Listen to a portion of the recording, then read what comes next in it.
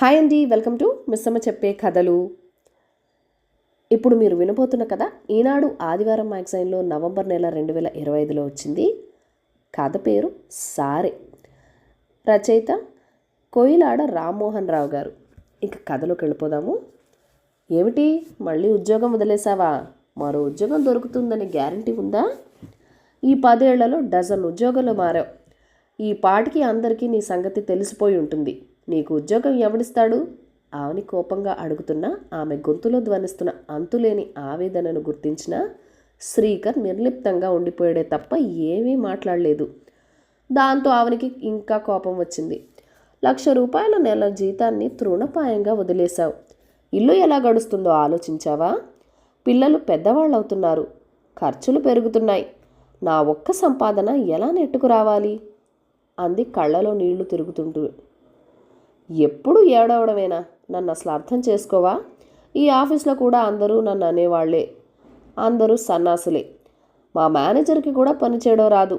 నేను చేసిన పనులన్నీ వాడి ఖాతాలో వేసుకుని CEO దృష్టిలో గొప్ప పనిమంతుడిలా పేరు కొట్టేస్తున్నాడు అంటుండగా అడ్డు తగిలింది అవని. అందుకేగా నీకు అప్పుడప్పుడు ఏదో ఒక రకంగా ఇన్సెంటివ్లు ఇస్తున్నాడు అంది. అంటే వాడు వేసే కుక్క బిస్కెట్లు నా ఆత్మాభిమానాన్ని పణంగా పెట్టమంటావా అంటూ మండిపడ్డాడు. నేను అలా అనడం లేదు, కాస్త పరిస్థితులతో రాజీ పడమని అంటున్నా అంది. అలా రాజీ పడ్డం వల్లనే కదా ఈ కంపెనీలో 7 ఏడాది పాటు ఉండగలిగాను. ఇక నా వల్ల కాదు అని విసురుగా అనేసి బయటికి పోయాడు. మతిపోయినట్లు చూస్తూ ఉండిపోయింది అవని. శ్రీకర్ గురించి ఆలోచిస్తుంటే ఆమెకి అనంతం బాబాయ్ తన పెళ్ళైన కొత్తలో అన్న మాటలు గుర్తుకొచ్చాయి. అనంతం ఆమె తండ్రికి దూరపు బంధువు. అయితే వాళ్ళిద్దరి మధ్య బంధుత్వం కన్నా స్నేహమే ఎక్కువ. తల్లి, నువ్వు అనుకుంటున్నట్లుగా శ్రీకర్ కులాన్ని చూసి మీ నాన్న మీ పెళ్ళి వ్యతిరేకించలేదు. అతనితో నువ్వు సుఖపడలేవని ముందు చూపుతోనే వాడు వద్దన్నాడు. నీకు నా మాటలు ఆశ్చర్యాన్ని కలిగించవచ్చు, కానీ అడ్డు తగలకుండా విను. శ్రీకర్ మాట్లాడిన పావుగంటలోనే మీ నాన్న అంతా ఆకలింపు చేసుకున్నాడు. లాభం లేదురా. శ్రీకర్ వల్ల అవని సుఖపడదు. అతను చాలా తెలివైన వాడే. ఇంటర్లో స్టేట్ ఫస్ట్, ఇంజనీరింగ్లో యూనివర్సిటీ ఫస్ట్. ఆ విషయం నాకు తెలుసు. అతనుకున్న అపారమైన తెలివితేటలు చూసి గాఢంగా ప్రేమించేసింది. ఆ తెలివితేటలే కొంప ముంచాయి. బాగా తెలివైన వాడన్న అహం అతన్ని బాగా ఆవహించింది. ఆ విషయం అందరూ పసిగట్టలేరు, మన అవనితో సహా. నాకు తెలిసి అతను ఎక్కడా ఇమడలేడు, ఏ ఉద్యోగంలోనూ స్థిరపడలేడు, ఏ వ్యాపారానికి పనికిరాడు. అతని వల్ల మన చిట్టి తల్లికి కాలకాలం కష్టాలే కానీ పూర్తిగా అతని లోకంలో మునిగిపోయిన తనకి ఇవన్నీ చెప్పినా అర్థం కావు. కేవలం కులం కారణంగానే అతన్ని పెళ్లి చేసుకోవద్దని అంటున్నానని అనుకుంటోంది. తనకి ఏ విధంగా చెప్పాలో తెలియడం లేదు. ఏమీ చేయలేని పరిస్థితి నాది అని నాతో అన్నాడమ్మా. నువ్వేమో మీ నాన్న మాట కాదని వాడితో తెగదెంపులు చేసుకొని ఇంట్లోంచి బయటికి వచ్చేశావు. ఎలా బతుకుతావో ఏమిటో అంటూ బాధతో అన్న బాబాయ్ మాటలు ఆమె ఇంకా మర్చిపోలేదు. ఆమె తండ్రి భయపడినట్టే అయింది. ఎవరి దగ్గర శ్రీకర్ నిలకడగా 6 నెలలకు మించి పని చేసేవాడు కాదు. పై అధికారులు చిన్న మాటన్నా పడేవాడు కాదు. 3 ఏళ్ల క్రితం స్నేహితులతో కలిసి ఒక స్టార్టప్ కంపెనీ పెట్టాడు. అది బాగా అభివృద్ధిలోకి వచ్చింది, కానీ శ్రీకర్ ధోరణి నచ్చక స్నేహితులు అతన్ని బయటికి నెట్టేశారు. మళ్ళీ వేరే ఉద్యోగంలో చేరాడు. ఆ ముచ్చట కొన్నాళ్లే. Rolling stones gathers no moss అన్నట్టు ₹1000 కూడా బ్యాంక్ అకౌంట్లో లేని పరిస్థితికి వచ్చాడు. తండ్రి పరశురాం మాట వినకుండా పెద్ద తప్పే చేశానని కుమిలిపోతున్న అవనిని ఆయన జ్ఞాపకాలు చుట్టుముట్టాయి. చిన్న వయసులోనే భార్య చనిపోయిన పరశురాం మళ్ళీ పెళ్లి చేసుకోకుండా అవనిని తల్లిలాగే సాకాడు. అర్ధరాత్రి లేచి ఆకలని ఏడిస్తే చిరాకు పడకుండా ఆమెని ఎత్తుకొని బజారంతా తిప్పేవాడు. ఆ రాత్రిపూట ఎక్కడ ఏది దొరక్కపోతే దూరంగా ఉన్న సినిమా హాల్ దగ్గరికి వెళ్ళి దొరికిన వస్తువులు కొనిపెట్టి ఆ పిల్ల ఏడుపు ఆపేవాడు. ఎవరింటికైనా వెళ్ళినప్పుడు వాళ్ళు తినటానికి ఏదైనా పెడితే తను తినకుండా కూతురి కోసం ప్యాక్ చేయించడానికి కాగితం ఏదైనా దొరుకుతుందేమో అని చూసేవాడు. ఆ విషయాలన్నీ అనంతం చెప్తుంటే తండ్రికి తన మీద ఉన్న అచంచలమైన ప్రేమకు ముగ్ధురాలయ్యేది అవని. అటువంటి తండ్రిని శ్రీకర్ కోసం దూరం చేసుకున్నందుకు ఆమె కుమిలిపోని రోజు లేదు. తన మీద బెంగతోనే తండ్రి చనిపోయాడన్న అపరాధ భావనతో ఇప్పటికీ తను నరకం అనుభవిస్తోంది. శ్రీకర్తో అవని పెళ్ళై ఆమె వదినలిద్దరికీ కలిసి వచ్చింది. కూతురు మీద ఆకాశమంత ప్రేమ పెంచుకున్న పరశురాం ఆస్తి అంతా ఆమెకు దోచిపెడతాడేమోనని అవని వదినలిద్దరూ తెగ బాధపడిపోయేవారు. ఎప్పుడైతే తండ్రికి ఇష్టం లేని సంబంధం చేసుకుని ఇల్లు వదిలి వచ్చేసిందో అప్పటి నుంచి చీకు చింత లేకుండా ప్రశాంతంగా ఉండగలిగారు. అన్నయ్యలు ఇల్లు అమ్మకానికి పెట్టారని కొనుక్కొనే ఆసామి దాన్ని పడగొట్టి పెద్ద షాపింగ్ మాల్ కట్టే ఉద్దేశంలో ఉన్నాడని బాబాయ్ ద్వారా వినగానే అవని గుండెల్లో ఎవరో నలిపేస్తున్నంత బాధ కలిగింది. నాన్న చాలా ఎక్కువ ఆస్తినే గడించారు. ఆయన చనిపోయాక నాకు చిల్లు గవ్వ దక్కకపోయినా అన్నలిద్దరికీ బాగానే దక్కింది. చెరో 20 ఎకరాల పంట భూమి, కొబ్బరి తోటలు చాలు వాళ్ళు సుఖంగా బతికేయడానికి. మంచి సెంటర్లో దాదాపు 1000 గజాలున్న రాజ్భవనం లాంటి ఇల్లది. నాన్న జ్ఞాపకంగా ఉన్న ఆ ఇంటిని అమ్మేయాలన్న ఆలోచన వాళ్ళకి ఎందుకు వచ్చిందో అనుకుంటూ మథన పడిపోయినా నేను చేయగలిగింది ఏముంది, వాళ్ళ ఆస్తి వాళ్ళ ఇష్టం అనుకుంది. అయినా ఆమెలో ఒక చిన్న ఆశ మినుకుమంటోంది. అందుకే అనంతన్ని కలిసింది. బాబాయ్, నాతో చిన్న కోరిక ఉంది, తీరుస్తావా? ప్రాధేయపడుతూ అడుగుతున్న అవనిని అయోమయంగా చూశాడు అనంతం. అవని ఇలా అభ్యర్థించడం తను ఎరగడు. అందుకే అంత ఆశ్చర్యం, అయోమయం. చెప్పు తల్లి అన్నట్టు తలూపాడు. ఆ మాత్రానికి ఆమె ముఖం వెలిగిపోయింది. నాన్న జ్ఞాపకాలతో ముడిపడి ఉన్న ఇంటిని పడగొట్టేస్తారని విన్నాను. కానీ పడగొట్టే ముందు మా ఇంటిని ఒకసారి చూడాలని ఉంది. అక్కడ నాన్న జ్ఞాపకాలు నెమరు వేసుకోవాలని తెగ తహతహలాడుతున్నాను. మా ఇంటికి వెళ్ళి చూడటానికి మా అన్నలు ఒప్పుకోరని తెలుసు. వాళ్ళకి తెలియకుండా నేను ఆ ఇంట్లో కాసేపు గడపడానికి అవకాశం కల్పించవా అని అడగగానే రిలీఫ్ వచ్చినట్టు ఫీల్ అయ్యాడతను. అంతేనా తల్లి, ఇంకేదోనని భయపడ్డాను అన్నాడు చిన్నగా నవ్వుతూ. ఆ మాట వినగానే ఆమె కనుబొమ్మలు ముడిపడ్డాయి. ఏం అడుగుతానని అనుకున్నావు అని ప్రశ్నించింది. ఆ ప్రశ్నకు అతడు తడుముకున్నాడు. వెంటనే సమాధానం చెప్పలేకపోయాడు. ఆస్తిలో వాటా అడుగుతానేమో అని. మీ అన్నలు ఆ మాట వింటారా అని అతను అంటుండగానే అడ్డుపడింది.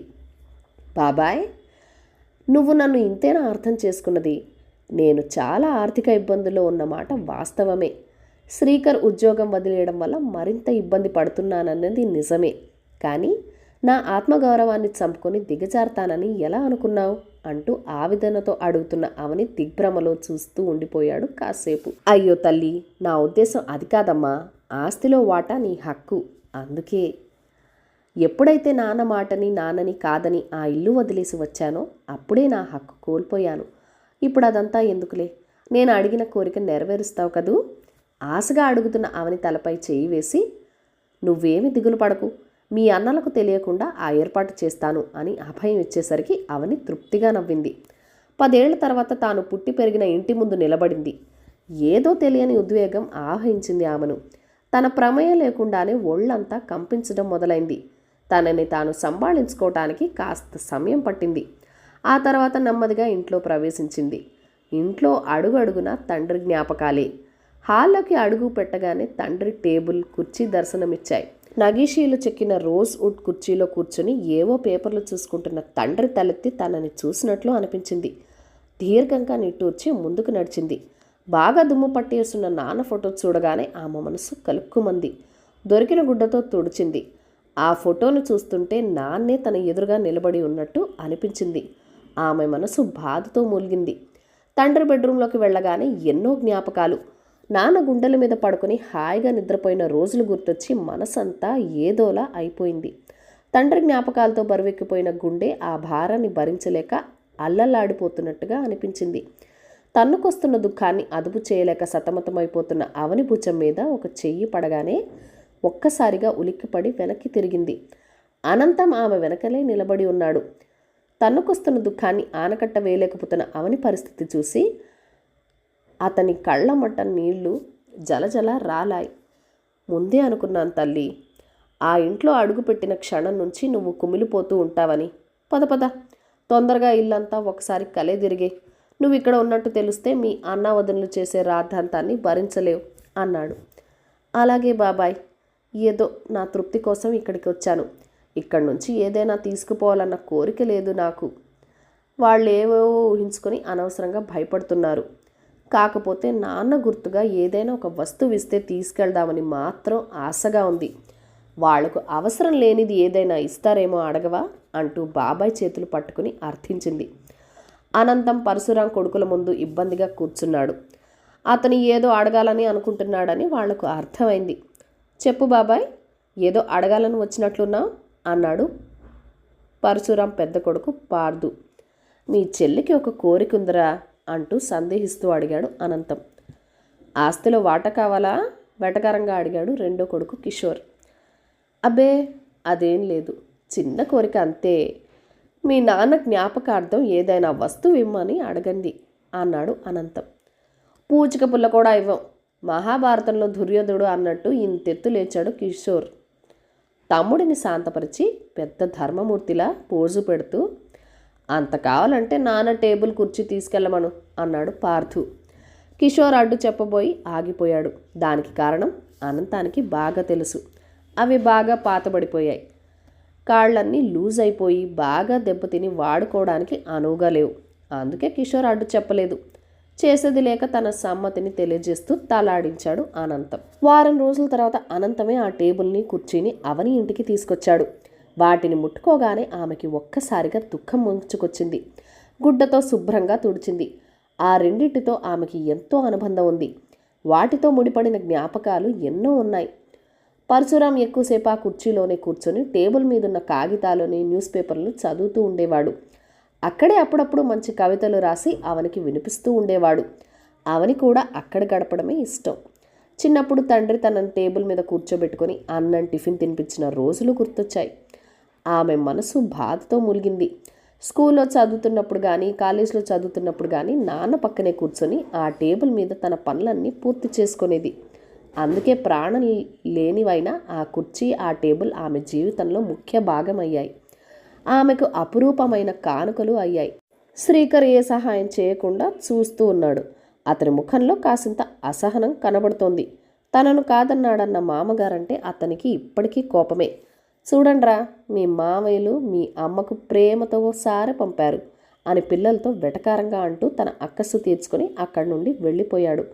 అవని అదేమీ పట్టించుకోకుండా కార్పెంటర్ను పిలిచి వాటిని బాగు చేయించి పాలిష్ పెట్టించింది. కొత్త వాటిలా తయారు చేయించే పనిలో పడింది. మర్నాడు ఇంట్లో ప్రవేశించిన అనంతం తను తెచ్చిన ఫర్నిచర్ వైపు ఆశ్చర్యంగా చూశాడు. ఆ టేబుల్కి కుర్చీకి కొత్త రూపొచ్చింది. అమ్మగారు, ఈ సరుగు తాళం మీ దగ్గర ఉందా అని అడిగాడు కార్పెంటర్. లేదన్నట్టు అడ్డంగా తలాడించింది. అనంతం వైపు చూసింది. తన దగ్గర కూడా లేదన్నట్టు అడ్డంగా తల ఊపాడతను. మరి తాళం పగలగొట్టేనా, కొత్తది వేసుకోవచ్చు అంటూ అవని అనుమతి కోసం చూశాడు. సరేనన్నట్టు అన్యమనస్కంగానే తలాడించిందామె. తాళం పగలగొట్టి సరుగు బయటకి లాగ్గానే దాని నుంచి ఒక బ్రౌన్ కవర్ బయటపడింది. కార్పెంటర్ ఆ కవర్ ఆమెకు అందించాడు. అయోమయంగా చూస్తూ వణికే చేతులతో అందుకుంది. అనంతాన్ని కుతూహలంగా చూస్తూ ముందుకు వంగాడు. అందులో ఉన్న వీలునామా చూడగానే ఆమెకి మతిపోయింది. ఇల్లు అవనికే చెందేటట్టు పరశురాం రాసిన వీలునామా అది. కథ సమాప్తం. ఈ కథను లైక్ చేయండి, షేర్ చేయండి. మన ఛానల్ని ఫస్ట్ టైం చూస్తున్నట్లయితే కనుక ప్లీజ్ సబ్స్క్రైబ్ చేసుకొని మీ సపోర్ట్ ఇవ్వండి. మీ అమూల్యమైన ఫీడ్బ్యాక్ అండ్ సజెషన్స్ నాతో కామెంట్ సెక్షన్లో కూడా షేర్ చేసేయండి. Thank you for watching. Bye bye.